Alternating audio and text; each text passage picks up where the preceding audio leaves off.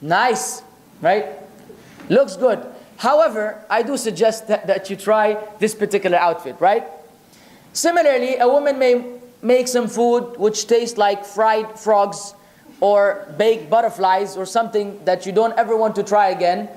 And you know, she's been spending some women like to experiment in the kitchen, Allah musta'an.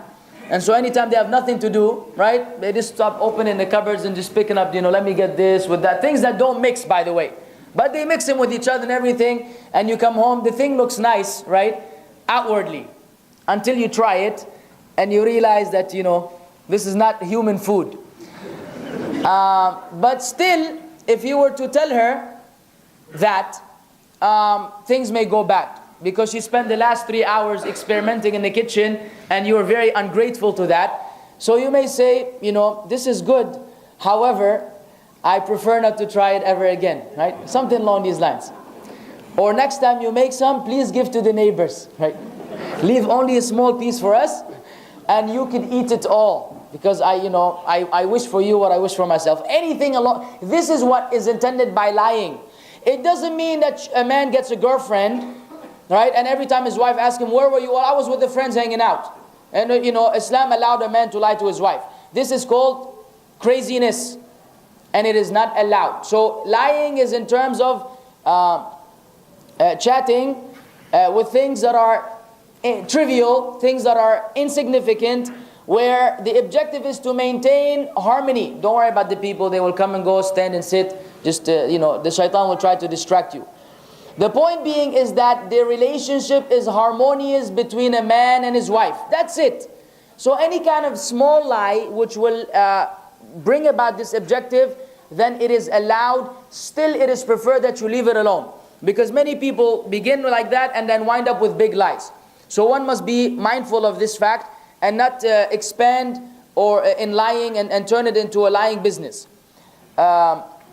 Thirdly, between the relationships or the mutual rights or the shared rights between a man and a woman is mercy or are mercy, forgiveness, and kindness. This is relevant to the good manners, but it is distinct in some other ways. We have the hadith of the Prophet ﷺ who said to Aisha, his wife, "O Aisha, indeed Allah is kind, and He loves kindness, and He rewards for kindness that which He does not reward for cruelty. And kindness is never added into something except that it adorns it. And it is never removed from anything except that it disgraces it." Right? So being kind in every aspect of our treatment is something that is expected of the man and the wife. Mercy, because Allah said that وَجَعَلَ بَيْنَكُمْ مَوَدَّةً وَرَحْمَةً, and He placed between you mercy, affection and mercy. How do you show mercy? What is mercy? What is mercy? Not what are the chairs. What is mercy? طيب. More. Being kind. Give me an example of mercy. To overlook one's fault. To overlook one's faults. Okay, to overlook someone's faults, which is a form of forgiveness. Mercy is like compassion. Right? That's why you find when the people, those who translate, when they translate Bismillah ar-Rahman ar-Rahim, you hear a number of ways, right? In the name of Allah, most gracious, most merciful. In the name of Allah, most beneficent, most compassionate. You'll find different wordings because the meanings are alike. Merciful is compassion. Compassion means that you have the tendency to pardon, to love, to overlook this other individual's faults. And this requires a lot of patience and many good qualities which we are either born with or we need to acquire in our lives. Some people are born very kind and merciful, and some people are a little rough, and they need to kind of grow this quality in their lives as they go along in life.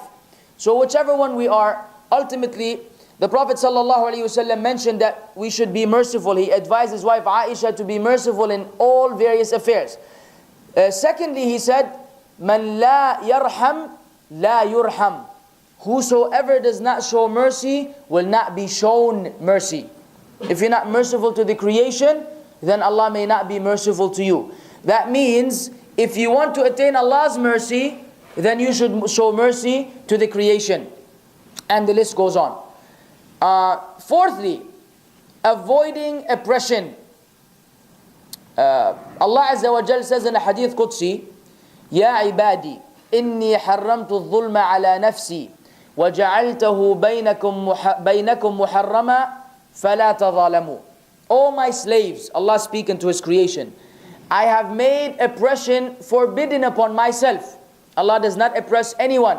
وَلَا يَظْلِمُ رَبُّكَ أَحَدًا. And your Lord does not oppress anyone. And I have made it forbidden amongst you. So do not oppress one another. And very often, the woman will oppress the man, or the man will oppress the woman. Example, the Prophet ﷺ mentioned that there's a particular quality that is available among some women, right? Among some women, which is ungratefulness, whereby a man will strive to please this particular wife of his for so many years, working hard in trying to bring that about in their life. And he is successful to some extent. Then, at some point in time, he falls short. He does not fulfill the rights. He does something wrong, and then the reply or the feedback that he gets is one of oppression, where he is accused of never being good. This is what the Prophet ﷺ mentioned, where a woman will say, my whole life has sucked with you, right? You've never done any good for us. And Allah knows that the man has done plenty of good, but as all had shortcomings. So this is oppression on behalf of the sister concerning the husband, who has to work, right? Go out to work, earn a living.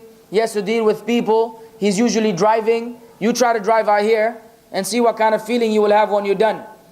And a number of things. He has to deal with people at work, with the boss, with the people on the street, with the landlord, right? With the haris, and the list goes on, with the children.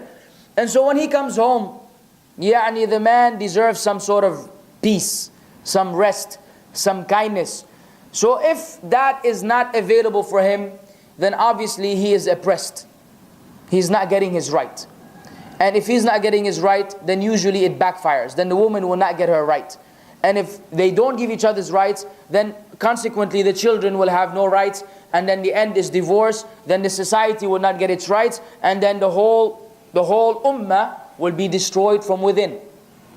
So this has like a domino effect. It doesn't only affect the individual directly, rather this carries on to the rest. And this is all based on what? Patience, lack of oppression, not oppressing someone. So also the husband has the same quality, where the woman has been working all day at home, cleaning, mopping, washing dishes, which men usually don't do. Some men are forced by the women who have some authority in the house to do it. So you find him, wearing his apron and standing there, washing the dishes while she's, flipping through the TV channels. I don't know if this happens in one of your households. I do hope it doesn't. Not that it's bad to wash dishes, right? There's nothing wrong with doing so. But if the man has been working all day and then he comes home to wash dishes while the woman watches TV, then there's something wrong there, right? In the structure of the house. There's something that is, a little bit off. And it doesn't mean the other way around. I'm just saying that if they agree with each other that I wash dishes, you wash the clothes or something along these lines, alhamdulillah, this is all, fine. And things among the things that the man and wife may agree about. However, usually the lifestyle is the man works outside and the sister is the one doing the housework, right? Not that she's a maid or anything of this fashion. She's an honored, respectable